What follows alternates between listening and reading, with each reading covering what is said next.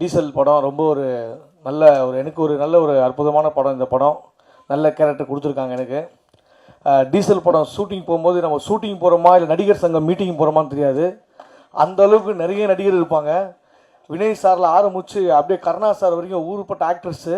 அங்கே போனால் அப்படியே பொதுவாக ஷூட்டிங்கில் திருவிழா எடுப்பாங்க, ஆனால் திருவிழாவே ஷூட்டிங் மாதிரி இருக்காங்க, ஷூட்டிங்கே திருவிழா மாதிரி இருக்கும். அந்தளவுக்கு க்ரௌடு, அவ்வளோ ஆர்டிஸ்ட் இருக்காங்க, பேன் இண்டியா ஸ்டார்ஸ்லாம் இருக்காங்க. திடீர்னு பார்த்தீங்கன்னா ஒரு இந்தி ஆர்டிஸ்ட் இருப்பார், தெலுங்கு நடிகர் இருப்பாங்க. தெலுங்கு நடிகர் சாய்குமார் சார் வந்து பேசிகிட்டு இருப்பார், நான் சார் இருக்காருங்க அப்படின்ட்டோம். நிறைய ஆர்டிஸ்ட், பேர் சொல்லாத அளவுக்கு நிறைய ஆர்டிஸ்ட் இருக்காங்க.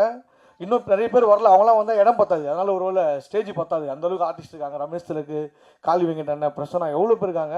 தீனா வர இருக்காப்புல, எக்கச்சக்கமாக இருக்காங்க. அது சொல்லினே போகலாம். ஆர்டிஸ்ட் சொன்னாலே அது ஒரு அரை மணி நேரம் ஆகிடும் நினைக்கிறேன். எல்லாருக்குமே சொல்லிட்டு வந்தாலும் ரொம்ப ஒரு ஜாலியாக இருந்தது அந்த ஷூட்டிங்கு. பாண்டிச்சேரியில் தான் ஷூட்டிங்கு. டோட்டல் டீமே தண்ணியில் இருப்போம், கடல் தண்ணியில் சார். பாண்டிச்சேரியில் கடல் தண்ணியில் ஷூட்டிங்கு. ஏன்னா கடலில் தான் எடுத்தாங்க, ஃபுல்லாக போட்டை வச்சு எடுத்தாங்க. போட்டு வந்து நம்ம சொல்கிறத கேட்க அது ஒரு சைடு போவோம், திரும்ப எடுப்பாங்க ஷூட்டிங்கு. திடீர்னு மழை வந்துடும், திரும்ப ஷூட்டிங் எடுப்பாங்க. அதில் உண்மையில் ப்ரொடியூசர் தேவா சார், எஸ்பி சினிமாஸும் சரி, தேடை என்டர்டைன்மெண்ட்டும் சரி, ரொம்ப அது எவ்வளோ செலவுனாலும் திரும்ப எடுத்துகிட்டு இருந்தாங்க. இப்போ நீங்கள் அந்த நடுக்கடலில் போயிட்டீங்கன்னா சரியான பசியாகிடும் நம்மளுக்கு, சாப்பாடு கூட கிடைக்காது. ஏதாவது ஒரு ஆப்புக்கு ஃபோன் பண்ணலான்னு பார்த்தா எதுவுமே ஒர்க் ஆகாது.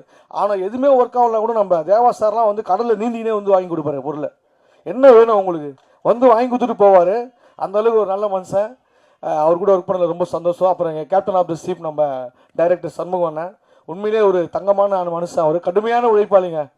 நைட்டு ஷூட்டிங் இருக்கும், திருப்பி விடிய காலையில் ஷூட்டிங் இருக்கும். நாங்களாம் அந்த ஷூட்டிங் அங்கங்கே தூங்கிடுவோம் கேப் கடிதத்தில், அப்படியே படகுல.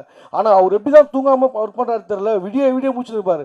அப்படியே 24 hours ஷூட்டிங்கில் ஒர்க் பண்ணிட்டு இருக்காரு. ஆனால் தேங்க்யூ ஸோ மச்ண்ணே, எனக்கு ரொம்ப ஒரு நல்ல கேரக்டர் கொடுத்துருக்காரு சண்முகம் அண்ணன், ரொம்ப ஹாப்பிண்ணே.